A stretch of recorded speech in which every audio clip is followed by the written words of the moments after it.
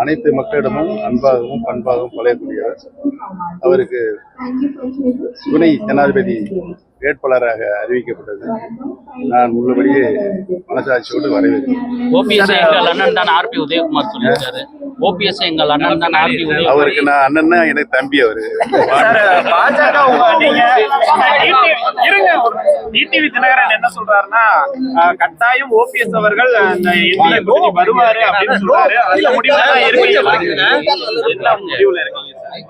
பேச்சுவார்த்தை எதுவும் நடத்துறாங்களா பாஜக உங்கள்கிட்ட திரும்பி வரணும்னு? 26ஆம் தேதி திரும்பி பிரதமர் வர்றதா இருக்கு. நீங்க போய் திரும்பி பாக்குறதுக்கெல்லாம் ஏற்பாடு பண்றோம் அப்படிலாம் சொல்றாங்க. எந்த கேள்விக்கு நான் பதில் சொல்றேன்? அதான் சார், நீங்க திரும்பி பாஜக வர்றீங்களா சார்?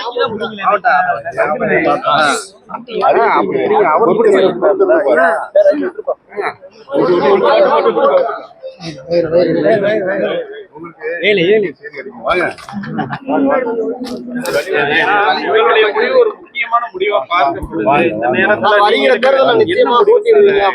ஏன்னா ஏற்கனவே பாஜக வந்து நீங்க வெளியே இருந்த தொண்டர்கள் கொண்டாடுறாங்க. இந்த நேரத்துல திரும்பி அங்க போற மாதிரி இருக்கீங்களா? எல்லாத்துக்கும் எடுக்கும்ல.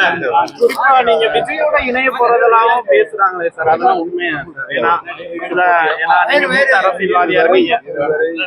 யாரும் சேர்வது குறித்து தொடர்பு கொள்ளவில்லை.